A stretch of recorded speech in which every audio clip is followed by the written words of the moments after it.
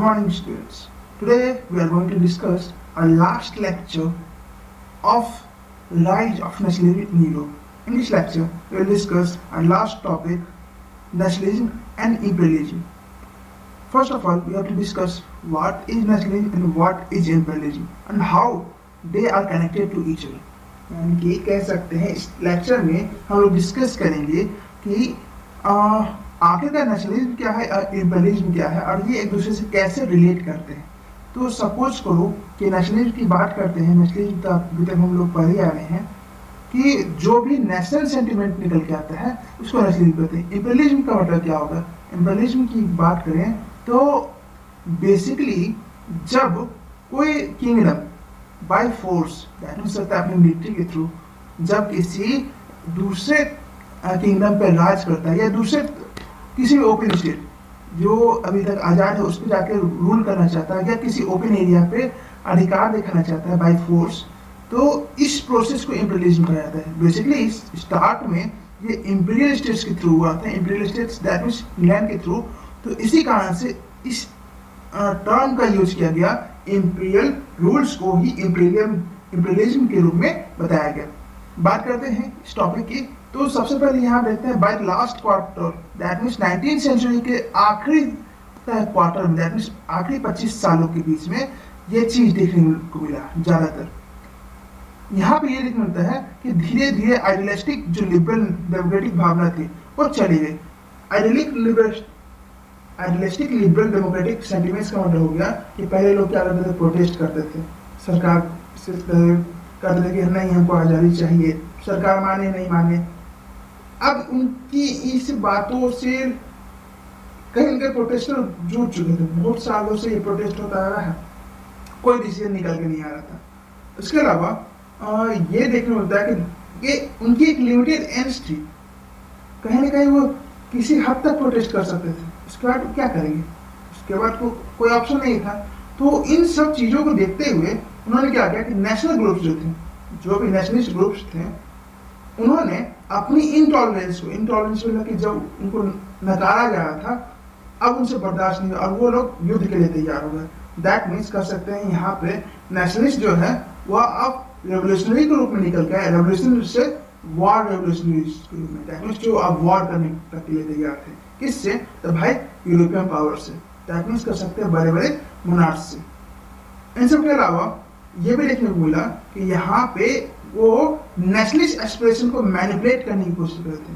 कई major European power जो थे वो चाह रहे थे कि इस नेशनलिस्ट को हम अपने तरीके से यूज करें और इसको मैनिपुलेट करके एक सब्जेक्ट के रूप में यूज करें, इन पीपल्स को इंपीरियल एम्स के लिए बांटे। दैट मींस इंपीरियल एम्स मतलब कि इनको एज सोल्जर्स के रूप में यूज करें, किस लिए? तो अपने काम को पूरा करने के लिए। दैट मीन्स हम उसको कहेंगे भाई हम तुम्हारे साथ हैं, तुम चलो हम तुम्हारे पीछे हैं। दैट मीन्स उनको आगे भेजा जाए और उनके मदद से अलग अलग राज्यों को जीता जाए।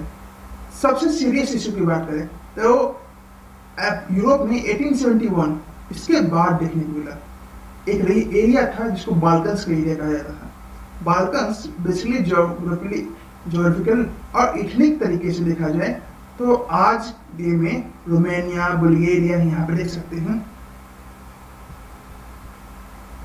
ये मॉडर्न डे की बात करें तो Romania, Bulgaria, Albania, Greece, Macedonia, Croatia, Bosnia Herzegovina, Slovenia, Serbia, Montenegro, ये सब जो लोग हुआ करते थे वो किसके अंदर आते थे? तो यहाँ पे बाल्कन्स के अंदर। और यहाँ पे रहने वाले लोगों को स्लैब्स कहा जाता था। अब इनकी बात करें तो बेसिकली देखने मिलता है बाल्कन्स जो थे वो किन के अंदर आते थे? ऑटोमन एम्पायर के। अब विकास का ज्यादातर जो भाग था वो था ऑटोमन एम्पायर के अंदर।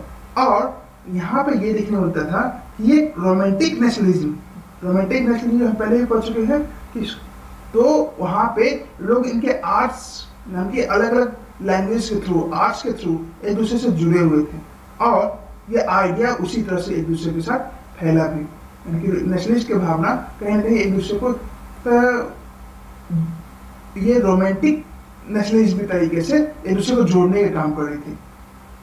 इसके अलावा ये देखने को मिला कि धीरे धीरे ये ऑटोमन एम्पायर के डिसइंटीग्रेशन का भी कारण बना। डिसइंटीग्रेशन मतलब कि अलगाव का। यानी कि धीरे धीरे ये ऑटोमन एम्पायर से अलग होती नजर आई थी और ये काफी हद तक एक्सप्लोजिव हो। अब इसका कारण क्या है? आप कभी ज्योग्राफिकली देखिएगा, बाल्कन का जो एरिया है और रशिया, इधर जर्मनी, इन सब के लिए जरूरी है क्योंकि उन सब से उनका टेरिटरी जुड़ा हुआ है और पास में स्विच कैनाल जो होता है वो भी होते हुए गुजरता है और वो सब ट्रेड के नजरिए से जुड़ी। तो ऑटोमन एम्पायर को छोड़ना नहीं चाहती थी और बाकी सारे देश को अपनाया। इसी कारण से उसने बाल्कन्स की मदद की, आप अलग होइए। जब अलग हो जाएगा तो छोटा सा टेरिटरी बचेगा तो उसको इजीली जीता जा सकता है, लेकिन डायरेक्टली ऑटोमन एम्पायर से युद्ध करके जीतना थोड़ा मुश्किल था। तो यहाँ पे ये देखने मिला कि ऑटोमन एम्पायर ने मॉडर्नाइजेशन के थ्रू, मॉडर्नाइजेशन कर सकते हैं आधुनिकीकरण के थ्रू, कहीं ना कहीं अपने आप को इम्प्रूव करने की कोशिश की और इन इम्प्रूवमेंट के साथ ही ये देखने को मिला कि कुछ हद तक इंटरनल रिफॉर्म्स भी देखने को मिले जो थोड़ी बड़ी सक्सेस उनको दे रहे थे। ऑटोमन एम्पायर को इनिशियल स्टेज में थोड़ी बड़ी सक्सेस उनको मिलती नजर आई थी इन सब चीजों के कारण से। इसके बाद बात करते हैं तो यहाँ पे वन बाय वन जो भी यूरोपियन लोग थे वो नेशनलिस्ट को तोड़ने की कोशिश कर रहे थे कि जो भी नेशनलिस्ट भावना है अगर वो टूटती चली जाए तो कहीं ना कहीं हमारे लिए अच्छा होगा।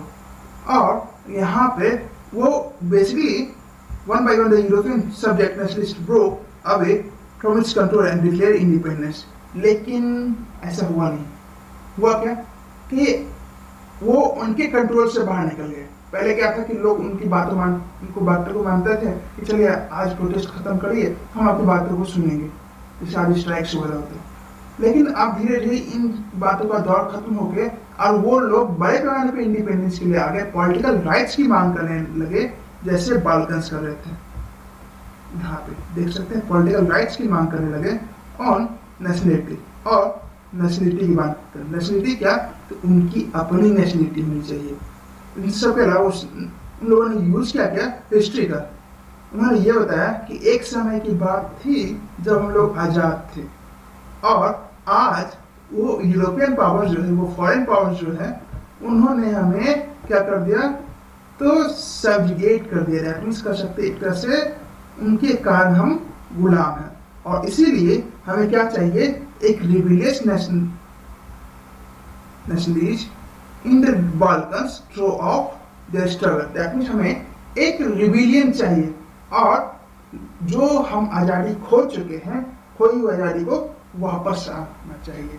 ये वहाँ के लोगों की मांग थी। इन सबके अलावा कई स्लैविक नेशनलिस्ट, उन्होंने अपनी आइडेंटिटी को, अपनी पहचान को अपनी आज़ादी के लिए खो दिया। दैट मींस कर सकते हैं कई स्लैविक लोग जो थे वो पूरी तरह से अपने आप को डेडिकेट कर चुके थे आज़ादी के लिए। जो बाल्कन्स का एरिया था वो काफ़ी हद तक कॉन्फ्लिक्ट का एरिया था। बताएं तीन अलग अलग देश सब चाहते थे बाल्कन्स का एरिया मेरा हो जाए और इसी कारण से जेलसी भी फील हो रही थी और ये देखना चाह रहे थे कि अगर ऑटोमन एम्पायर से अलग होगा तो फिर ये हमारा हिस्सा हो सकता है। इसी कारण से लोग बाल्कन्स को मदद भी कर रहे थे उनकी टेरिटरीज को ऑटोमन से अलग करने के लिए। और ये बहुत बड़ा मुद्दा निकल गया है। आगे जब देखेंगे धीरे धीरे Russia, Germany, England, Austro Hungary, ये सब भी चाहते थे कि बाल्कन्स का प्रॉब्लम अनफोल्ड हो और ये उस टेरिटरी को अपना हिस्सा बना सके। धीरे धीरे यही लोग जो है आगे बढ़ा, ये ग्रीड आगे बढ़ा और ये क्या बना, तो first world war. That means वो सब भी एक तरह से देखा है तो बाल्कन से ही युद्ध की शुरुआत हुई जब इटली के राजकुमार को मार दिया गया था। और बेसिकली कहा जाए तो फर्स्ट वर्ल्ड वॉर की शुरुआत वहीं से होती है, बाल्कन्स में जो उन्हें मार दिया था, बाल्कन्स के एक एरिया में।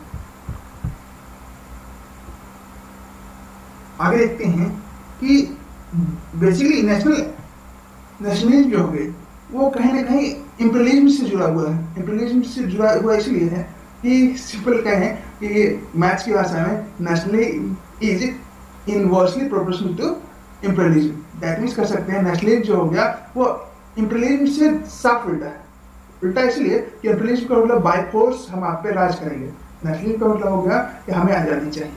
तो इसीलिए कई इंपीरियल देशों में जो अंग्रेजों के कारण या अलग अलग यूरोपियन स्टेट्स के कारण गुलाम हो चुके थे, 1914 के बाद जब डिजास्टर हुआ, यूरोप में डिजास्टर देखने को मिला, बड़े पैमाने पर जंग शुरू हो गया, तो अलग अलग जगह पे आवाज उठी एंटी इंपीरियलिज्म की। एंटी इंपीरियलिज्म मतलब हो गया कि इंपीरियल डोमिनेशन से हमें भाई आज़ादी चाहिए। यहाँ पे देख सकते हैं the 19th century began to oppose imperial dominance, और इसी चीज को एंटी इंपीरियल मूवमेंट्स की बात की गई, जो पूरे तरह से हर एक जगह नेशनलिस्ट के लोगों के द्वारा देखने को मिली कि अब हमें भाई इन विदेशी पावर से आज़ादी चाहिए, अब हमें अपना एक देश चाहिए। और यही चीज निकल के आया struggle for the form independent nation, जिसे हम लोग कर सकते हैं स्ट्रगल फॉर इंडिपेंडेंस कर सकते हैं सिंपल वर्ड में। यहाँ पे उनका मानना था कि एक नेशनल यूनिटी होनी चाहिए, इसके अलावा कन्फ्रंटेशन होना चाहिए कि हम लोग इंपीरियलिज्म को हटा सके। दूसरा हो गया कि यूरोपियन आइडिया जो भी नेशनलिज्म का है तो नाउ वे आर रिप्लिकेटेड, उनमें कहीं ना कहीं बदलाव किया जाए, उसमें कहीं ना कहीं कुछ सुधार की जरूरत है। इसके अलावा ये सभी सोसाइटी जो है वो सब मिलके एक नेशनल स्टेट को चाहते थे, और ये नेचुरल और यूनिवर्सल था। नेचुरल और यूनिवर्सल का मतलब कि चाहे कोई भी नेशनलिस्ट हो, चाहे कोई भी एंटी इंपीरियलिस्ट हो, वो सब चाहता था कि भाई हमें क्या चाहिए, तो एक नेशनल स्टेट चाहिए, और इसके लिए हम कुछ भी करके रहेंगे। तो इसी के साथ हम कर सकते हैं कि आपका ये चैप्टर खत्म होता है। अगर आपको ये वीडियो पसंद आता है तो यार लाइक कर दो, शेयर कर दो, सब्सक्राइब कर दो, आपके लिए काफ़ी मेहनत की है। अगर अच्छा लगे तो स्टे ट्यून, और कमेंट्स में ये जो लिखना कि वीडियो कैसा लगा। अगर अच्छा लगा तो अच्छा लिखना, खराब लगे तो खराब लिखना, उसे कोई दिक्कत नहीं है। और अगर नेक्स्ट चैप्टर का इसी तरह का वीडियो चाहिए तो कमेंट में वो भी डाल लेना। So stay tune to our channel, bye.